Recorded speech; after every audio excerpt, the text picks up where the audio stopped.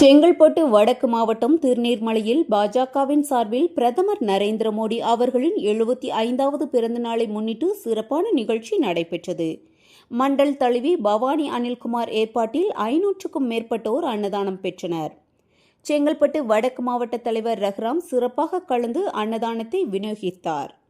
நிகழ்ச்சியில் மண்டல் பொதுச் செயலாளர் வினோத்குமார், சீனிவாசன், பாலாஜி, டாக்டர் கோபி ஐயாசாமி, பெருமாள், கிருஷ்ணமூர்த்தி உள்ளிட்ட பலர் கலந்து சிறப்பித்தனர். இந்த விழா பிரதமர் பிறந்த நாளை கொண்டாடுவதோடு பொதுமக்களுக்கு நலத்திட்ட உதவிகளையும் வழங்கியது.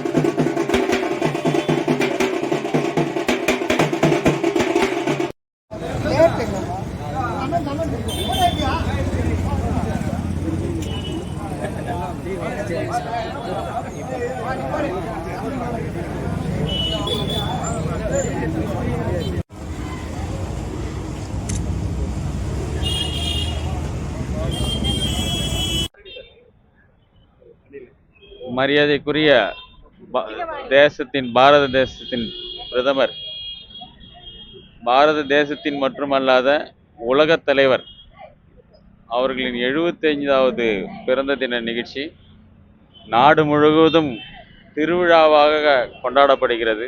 பாரதிய ஜனதா கட்சியின் சார்பாக செங்கல்பட்டு வடக்கு மாவட்டத்தில் ஒவ்வொரு மண்டலிலும் ஒவ்வொரு பூத்திலையும் திருவிழாவாக 14 நாட்கள் இன்று தொடங்கி அக்டோபர் 2ஆம் தேதி வரை எங்களுக்கு இது ஒரு திருவிழாவாக கொண்டாட போகிறோம். அந்த மாதிரி ஒரு நிகழ்ச்சி இன்னைக்கு திருநீர்மலையில் நடக்குது. இந்த மாதிரி நிகழ்ச்சி இன்னைக்கு மட்டுமே 40 இடங்களில் நடந்துட்டு இருக்கு. அன்னதானம் வழங்கப்படுது. அவர் உலகத் தலைவராக உலகத்துக்கு வழிகாட்ட வேண்டும். அவர் மென்மேலும் நோய் நொடியற்று உடல் ஆரோக்கியமாக வாழ வேண்டும் என்று இறைவனை பிரார்த்திக் கொண்டு அன்னதானத்தை இங்கு வழங்கப் போகிறோம். நன்றி.